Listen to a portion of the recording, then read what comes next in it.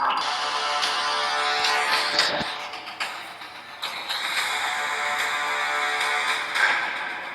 is just the essential nature of Chinese communism. Chinese communism is evil.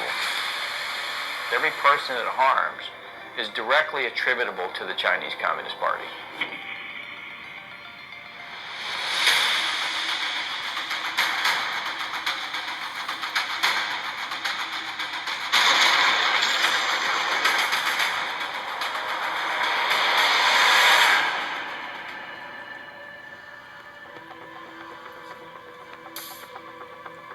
I began looking into the origin of the now widely known coronavirus in early February, with its timing amid the Hong Kong protests, the Taiwan elections, and the U.S.-China trade war. My name is Joshua Phillip. I'm an investigative reporter at the Epoch Times in New York, writing about the Chinese Communist Party's programs of espionage and unconventional warfare for well over a decade. Videos and messages from Chinese citizens leaking through the censorship suggested the situation was much worse than what the regime was reporting. As my research progressed, initial answers turned into more questions. I soon realized there was much more to the story than we were being told. Today, the coronavirus is impacting over 100 countries around the world. Billions of lives are at risk. And from what is said by the Chinese Communist Party, this allegedly started spontaneously in the seafood market in Wuhan, China.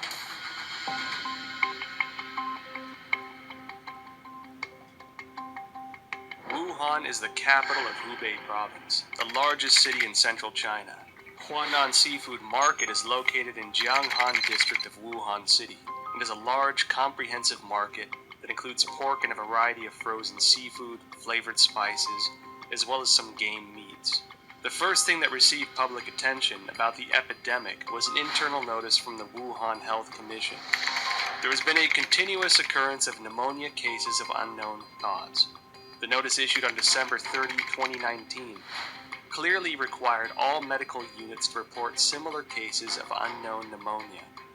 The notice started spreading online, and on December 31, 2019, the Wuhan Health Commission issued a public notice for the first time, saying that some medical institutions found a link between the pneumonia cases and the Huanan seafood market. However, the notice pointed out that there was no evidence of obvious human-to-human transmission and no infection among medical personnel. On January 1st, 2020, the Huanan seafood market posted a notice of closure. This was followed by a thorough cleanup of the market, which as an investigative reporter seemed rushed. Guan Yi, a well-known Hong Kong expert, echoed my concern that the move was like destroying a crime scene. Since then, Wuhan officials have repeatedly said that most cases of pneumonia in Wuhan have a history of exposure to the Huanan seafood market. On January 26, the Institute of Virology of China CDC announced that 33 of the 585 environmental samples from the Huanan seafood market were found to contain the novel coronavirus nucleic acid, and the virus was successfully isolated from the positive culture samples, suggesting that the virus originated from wild animals sold at the market. At this point, Huanan seafood market being the source of the epidemic became an official conclusion. A few days later, however, a report from the journal Science published online challenged that story. The report cited a paper in The Lancet, one of the world's top medical journals, and questioned whether Wuhan's novel coronavirus pneumonia could not have originated at the market. The paper titled Clinical Features of Patients Infected with 2019 Novel Coronavirus in Wuhan, China was published in The Lancet on January 24. The first author of the paper is Huang Xiaolin, Deputy Director of Jinyintan Hospital, the first designated hospital for treatment of unknown pneumonia in Wuhan. Why would this come as a challenge to the official narrative? I think this journal article is very important. It reveals a lot of important information. For example, this paper talk about the first patient onset was actually on December 1st. These patients were not related to Huanan seafood market. And also no epidemiological association was found between the first patient and subsequent patient. And then also on this paper, it talk about on December 10th, there were 3 more onset cases, 2 of which were not related to Huanan seafood market wholesale. Major discovery is that a total of 41 patients were counted in this paper, and 14 of them proved to be unrelated to the seafood market, accounting for more than one-third. No one sells bet at the seafood market too, and the official from CDC didn't mention they find any bets in the seafood market too. Certainly the Lancet paper showing that supposed patient zero was nowhere near the market. Secondly, that there are no bats in the seafood market or anywhere close. The idea of the spread so fast through a population, just the way it was said through the seafood market, is highly unlikely and improbable. On January 29th, The Lancet republished an analysis of 99 confirmed cases at Jinyintan Hospital, of which 50 had no history of exposure to the seafood market. According to the New England Journal, of the 425 cases confirmed, 45 cases onset before January 1st had no history of exposure to the seafood market. Notably, the authors of the two Lancet papers in the New England Journal of Medicine are doctors and medical experts in mainland China.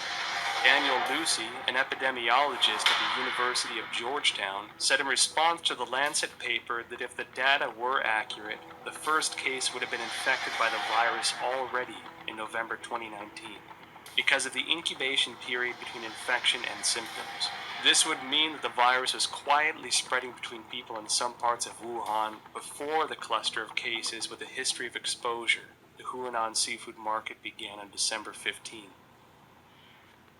The first expert group from the National Health Commission arrived in Wuhan as early as December 31st, 2019.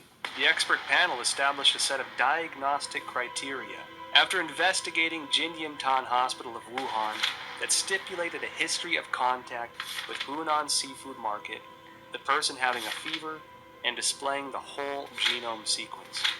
All three standards have to be met to confirm a case. This standard was used until a second group of experts, including Zhang Nanshan, arrived in Wuhan on January 18th and made a revision. Why did the panel impose a history of seafood market exposure as a criteria of diagnosis, knowing that at least a third of the cases were unrelated to the seafood market? They clearly know about 14 patients not related to Huanan seafood market at all. That clearly means another source of outbreak. I think somehow this could be a malfeasance or somewhat intentionally cover up some important source of infection. It can go a long way to covering up the actual source by imposing a false place, and you're not looking at the actual victims. Then you're only allowed to find your keys under the light post. The numbers that we're getting from China about new infections and deaths are highly suspicious.